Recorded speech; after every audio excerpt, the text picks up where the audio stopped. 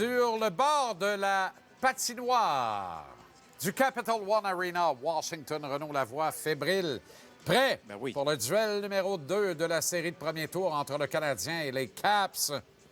Bon, Lane Hutson s'en voulait lundi, Renaud. Ça se peut pas. La dernière fois que j'ai regardé, il est sorti de là avec 2 passes. Bon. Oui. Mais il s'en voulait. Mais c'est parfait, c'est la marque des grands. C'est ça, exactement. Ceux qui ne se contentent pas justement de seulement ramasser des points. On veut être excellent tout le temps.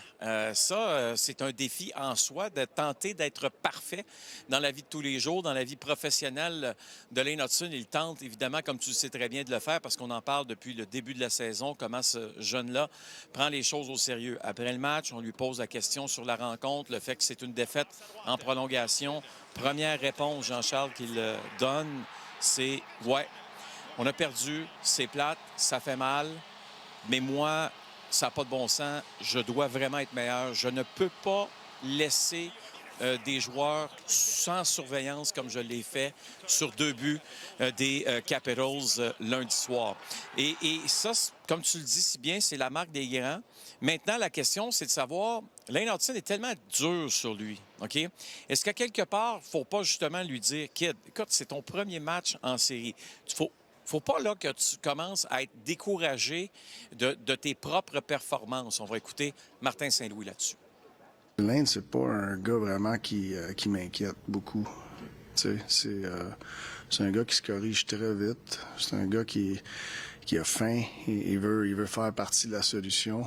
Puis même des fois, quand c'est ses erreurs à lui, c'est sûr, il prend ça difficile, comme tout autre joueur, surtout à ce temps-ci de l'année.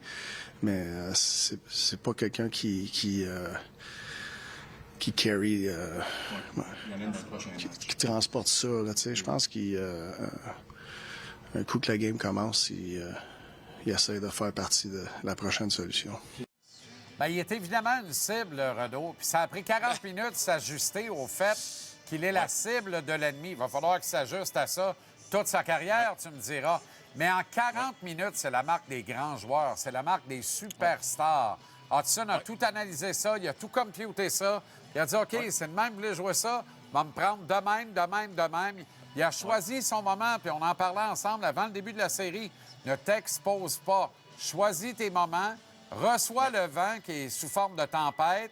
Ajuste-toi. Tu vas trouver une façon d'exceller.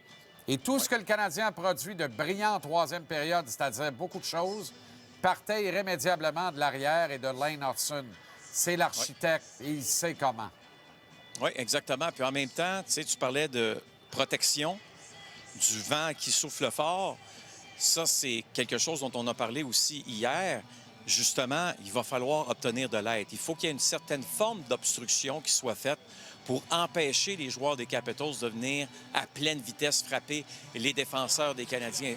On en parlait avec Kaiden Guhle aussi, parce que Kaiden, c'était son premier match en séries éliminatoires dans la Ligue nationale. Son partenaire à la défense, c'est Lane Hutson. Puis, on avait vraiment l'impression que ces 2 joueurs-là, leur numéro avait été encerclé. Vous terminez les mises en échec contre ces défenseurs-là qui excellent.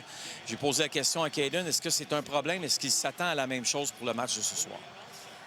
I don't think he should be hard on himself. I think he was perfectly fine in the first game. Again, first playoff experience. Guys are trying to run him and take his head off. And, I mean, probably hasn't really seen that much in his career, especially men coming after him. So I think he did fine. And again, I think you saw in the third once everyone kind of caught up to the pace and kind of caught up to the speed of the game and physicality again. I think he fit right in. So I think he'll be fine. C'est pas la première fois, je pense, de toute sa carrière. Je sais, c'est un jeune dans la Ligue nationale, mais à tous les niveaux qu'ils ont joué. Je te garantis, à l'université, quand il était un freshman, puis il n'y avait pas grande équipe qui essayait pas de le frapper. Ça vient avec l'étiquette qui le joueur qui est bâti. Ça vient avec ça. Puis je pense qu'à soir, il va être plus préparé pour qu'est-ce qui s'en vient. Mais il faut l'aider aussi. En tout cas, un qui est préparé, c'est Spencer Carberry, qui n'en manque jamais une. Il est tout le temps de bonne heure au bureau, c'est-à-dire en pleine nuit. Ce gars-là aime se lever avant le soleil. Oui, hey, on en parlait dans le dernier match. Hein, pour les gens qui ont manqué ce moment-là, lui, il arrive normalement au bureau vers les 4-5 heures du matin la journée d'un match, donc comme aujourd'hui. Alors, j'avais posé la question, c'est quoi le plus tôt que tu es arrivé à l'aréna? Il dit 2 heures du matin. Là, il est parti à rire, presque gêné. Il dit, écoute, je n'étais pas capable de dormir. Je ne faisais que penser à mon match. Je me suis dit, pourquoi je ne me présente pas directement à l'aréna tout de suite pour commencer à travailler d'une manière ou d'une autre? Et c'est vraiment à ces moments-là que je travaille le mieux, que je suis le plus efficace. Évidemment qu'il dort dans l'après-midi, comme tout le monde dans ce métier-là.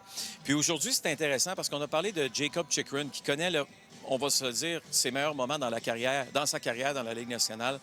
Il y a plusieurs joueurs comme ça, hein, Jean-Charles, tu l'as remarqué, chez les Capitals qui connaissent leurs meilleurs moments dans leur carrière.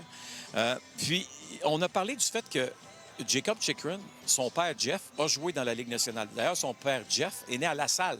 Ça, je ne le savais pas. Oh boy, là, tu m'en apprends une, par exemple. Ben oui, celle-là, ça vient raide, comme on dit. Chance que Tony n'a pas entendu ça, là. Je pense non, que... je sais. Il aurait besoin d'un petit sudorifique, là. C'est ça serait son nouveau héros. Mais tout ça pour dire que on a posé la question au coach Carberry, qui était très, très intelligent, comme tout le monde le sait. Est-ce qu'on pense que Jacob, le fait que son père jouait dans la Ligue nationale, ça l'a aidé à devenir le bon défenseur qu'il est aujourd'hui? Lui, il n'est pas sûr de ça. Puis il nomme un autre Québécois dans son exemple. I've had many players that parents were... Who am I going to quote? Jeremy Lauzon, French player. But I think both of his parents were doctors and had nothing to do with hockey. And that always stuck out to me as but he was a very intuitive player, smart. So I don't see really a correlation. Jean-Charles, je sais que je dois te couper présentement. Je veux simplement te dire que pour une raison que j'ignore, je ne t'entends plus. Ah bon? Mais au moins, je sais que... Ah! Parle-moi donc! Ben, tu pouvais pas m'entendre, je parlais pas. J'écoutais Spencer Carberry. Bon, ben, tu vois, c'est parfait. Je t'entends. Hey, Bonne il en nouvelle. sort une sur Lauzon puis ses 2 parents médecins. Hey, c'est bon. bon, rien Il en qu'un rate peu? pas une. Non, il n'en rate pas une. Puis on va parler beaucoup de lui au cours des prochains jours parce que c'est vraiment un monsieur qui mérite d'être connu parce que ce qu'il a eu comme carrière, il n'y a pas beaucoup de monde, je pense, qui sont capables de parler de cette façon-là, de se retrouver, je devrais dire plutôt, derrière un banc dans la Ligue nationale. Il va être l'entraîneur-chef de l'année dans un troisième niveau, les 3 plus hauts niveaux de hockey professionnel masculin en Amérique du Nord cette année. Et on va en parler dans les prochains jours parce que d'après moi, dans une semaine et demie, on ne pourra plus en parler. Ils vont être éliminés. Mais une opinion bien personnelle. Excellente soirée, bon match, Renaud. Merci infiniment. Salut Jean-Charles.